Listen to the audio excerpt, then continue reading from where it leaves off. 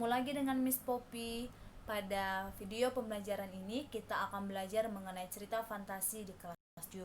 Apakah kalian pernah membaca atau mendengar cerita fantasi? Mari kita pelajari bersama.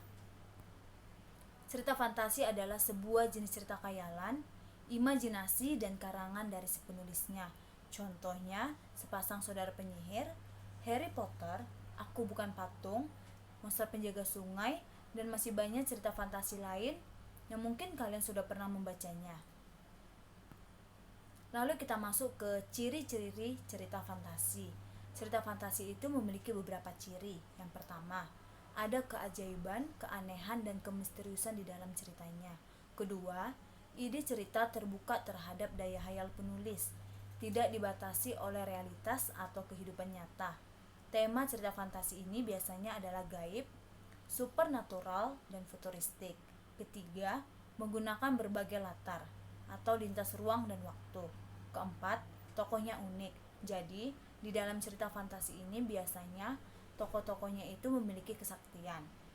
Lalu, cerita fantasi ini bersifat fiktif atau bukan kejadian nyata. Dan ciri yang terakhir, bahasa yang digunakan biasanya variatif, ekspresif, dan menggunakan ragam percakapan, bukan bahasa formal ya. Lalu kita masuk ke jenis cerita fantasi. Jenisnya itu terbagi menjadi dua, cerita fantasi total dan irisan, lalu cerita fantasi sejaman dan lintas waktu. Kita bahas terlebih dahulu tentang cerita fantasi total dan irisan. Yang pertama, cerita fantasi total. Kategori ini berisi fantasi pengarang terhadap objek tertentu. Semua yang terdapat pada cerita tidak semua terjadi di dalam dunia nyata. Yang kedua, cerita fantasi irisan. Kategori ini berisi cerita fantasi yang mengungkapkan fantasi tetapi masih menggunakan nama-nama dalam kehidupan nyata, nama tempat yang sama pada dunia nyata, atau peristiwa yang pernah terjadi pada dunia nyata. Lalu cerita fantasi sejaman dan lintas waktu. Yang pertama, latar fantasi sejaman. Latar yang gunakan satu masa atau fantasi masa kini, masa lampau, atau masa yang akan datang yang biasa dikenal dengan futuristik. Kedua, latar fantasi lintas waktu. Latar yang digunakan yaitu dua latar waktu yang berbeda, misalnya masa sekarang dengan masa pada zaman prasejarah, atau masa sekarang dengan masa 50 tahun mendatang atau futuristik. Sekarang kita masuk ke struktur cerita fantasi. Strukturnya itu ada 4. Yang pertama, orientasi atau perkenalan. Kedua, komplikasi. Ketiga, klimaks. Keempat, resolusi atau penyelesaian. Orientasi atau pengenalan. Pada bagian ini memperkenalkan siapa pelaku di dalam cerita, apa yang dialami pelaku, dan di mana terjadinya cerita. Struktur yang kedua, komplikasi. Pada bagian ini, konflik di dalam cerita mulai muncul dan para pelaku mulai beraksi terhadap konflik. Struktur yang ketiga yaitu klimaks. Pada bagian ini konflik mulai mencapai puncaknya. Dan struktur yang terakhir yaitu resolusi atau penyelesaian. Pada bagian ini konflik terpecahkan dan menemukan penyelesaian di dalam cerita tersebut.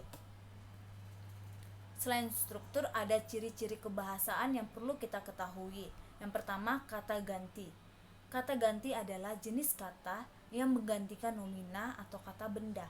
Pengguna kata ganti pada cerita fantasi adalah kata ganti orang pertama atau aku, saya. Kata ganti orang ketiga atau mereka, nama orang. Contohnya, mereka ke istana.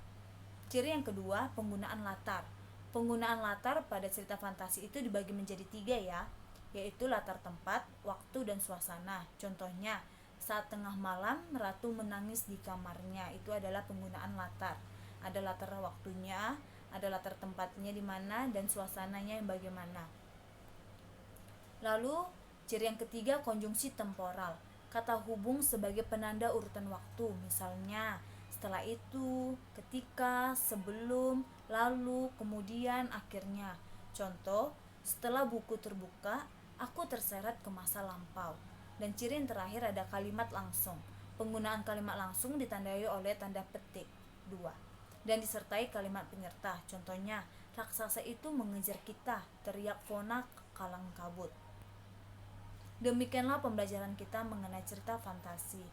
Jika ada yang ingin tanyakan, bisa bertanya kepada Miss ya. Dan terima kasih, tetap jaga kesehatan.